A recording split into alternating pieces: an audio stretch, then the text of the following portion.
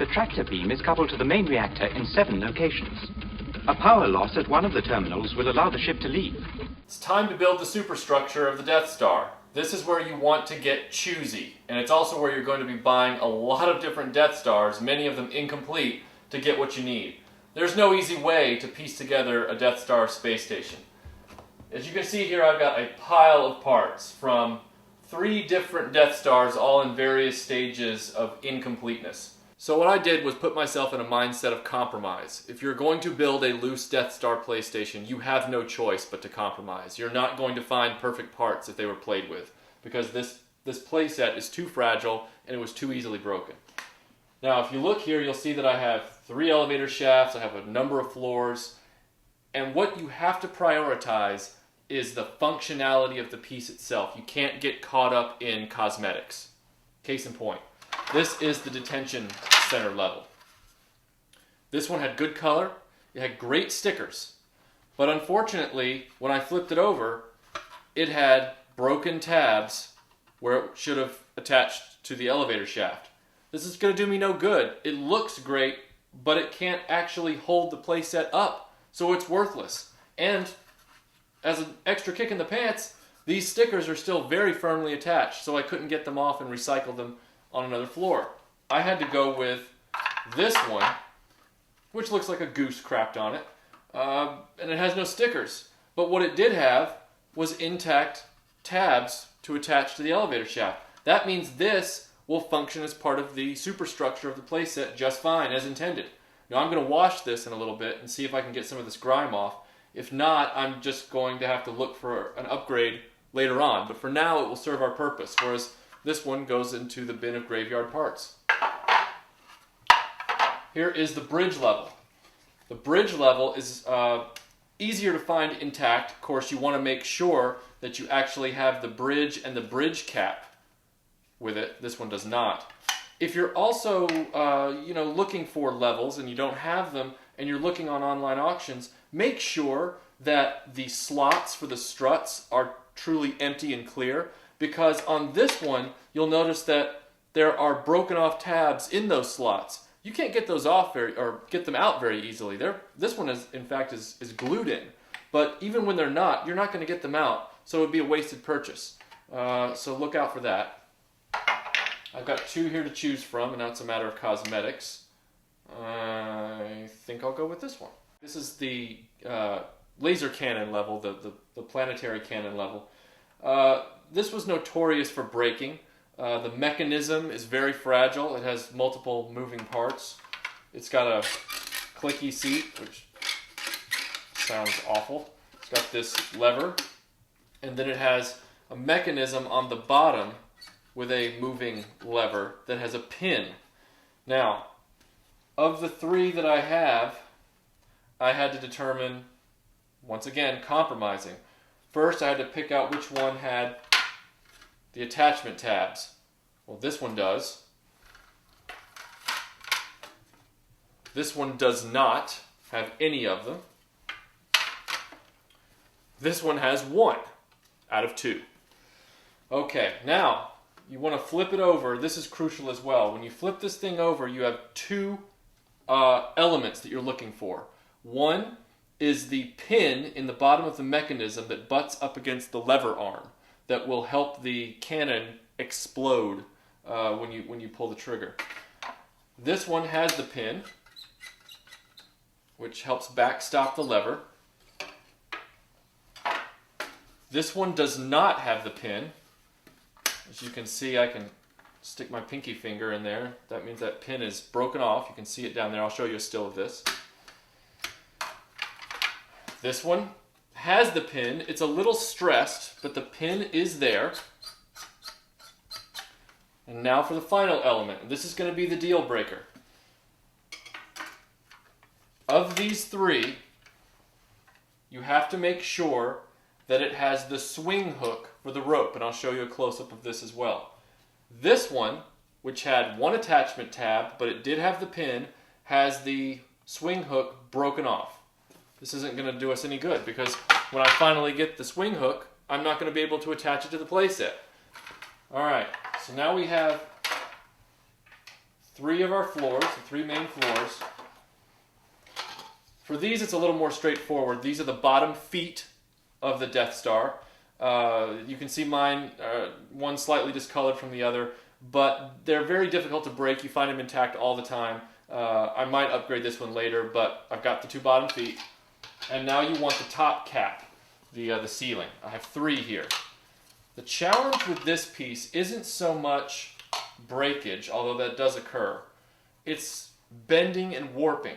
So on this one, you'll notice that it has some bending right here where it's been overflexed. It has some plastic stress right here. That's going to look kind of odd on top of the playset.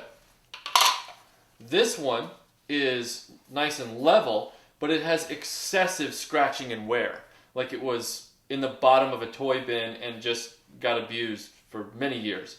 If I can get away with not using this one, I will, and thankfully I have a third option. The third one is flat, it's clean, and it's not very scuffed up, so I'm going to go with this one. Now for the elevator shaft. This is the last major piece. I've got three of them here. Remember what I said in the last video, the first thing you want to check for is you want to check for any slots that are broken. This one has a broken slot. This one doesn't have any broken slots, but it's really beat up. This one looks like it was at the bottom of a monkey cage. And then you have this one, which, as far as cosmetic condition, it's probably in the middle of the other two. But what it does have is it has largely intact slots, and it looks pretty good. And one note, you can actually interchange this little walkway for Obi-Wan to change the tractor beam. So if you see one that's yellowed and you have one that's nicer, you can switch them out, which is good. So I'm going to compromise and go with this one. Seems like we've been here before with the Falcon, but it is an important step. Now fortunately, this looks to be the only piece that really needs a good cleaning out of the pieces that I've picked out. So I'm only going to wash this piece. It looks like we might be in luck. It looks like a lot of this yellow is coming up. It might have just been long-standing grime. Well, I didn't get too much of the yellow off, but we did get that brown gunk off of there from the one side. Looks like we might still have a little bit of brownish residue on this end. We weren't able to get as much of the yellow off as I would have hoped from the detention cell level, but it did clean up better than it looked, and we have the advantage of already having the trap door on it, which is good. I don't have to go look for that. So let's build the superstructure and just admire our progress. You always want to start with the bottom. I know that sounds self-explanatory, but it just helps weight distribution. Some people might not do that immediately. Detention cell goes on the bottom, but always attach the feet first. Feet go on the outside, and they're dimpled on one side. They're beveled so that you can fit the trash compactor in between, which we'll be getting to on the next episode. So let's attach the feet. Have our feet attached. And then these slot tabs are going to go into the elevator. Just dry that off a little bit. Looks like it's still a little wet from the wash. The nice thing about the Death Star is that it doesn't have any metal parts or a lot of decals.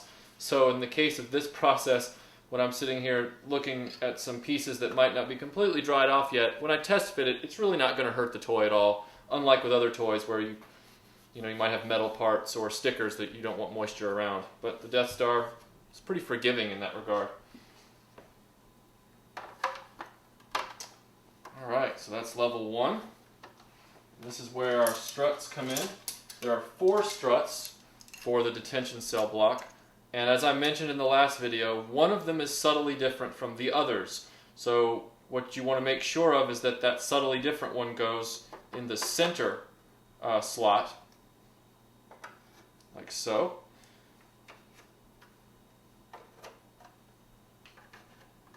And then we put on our bridge level, which is right here. Bridge level is pretty self-explanatory. Line up the slots, and you're good to go.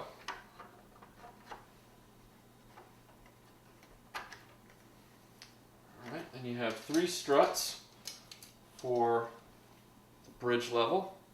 You want the wide part down, so there's a wide tab that goes down, the small tab goes up. I'll turn this around slightly so you can see. Always want to be careful when you're picking up the Death Star, especially when it's not fully built yet, because as you can see, this wanted to pivot on the elevator shaft, and that means that those tabs could be under stress if I allowed it to fall too far. And either the elevator slots would break or the level tabs would break. So always support both sides when you're moving it, even slightly. Alright, now we have our cannon level. This is the one we chose with the hook, both attachment tabs. So we're good on that score. This one's a little trickier because you have to line up the struts and the elevator slots at the same time. Take your time, be patient. And don't put too much undue pressure on any one component. Once that's all in play, it's starting to feel much sturdier. Alright, 2 last pylons, or struts. These go on top and they angle inward, but they're keyed so you can't mess it up. And then we put on the cap. And that is the superstructure of the 1979 Kenner Death Star. On part 3, we're going to tackle the trash compactor, and we're going to tackle the main planetary cannon, and we're going to talk about some odds and ends, and then we'll go on to part 4.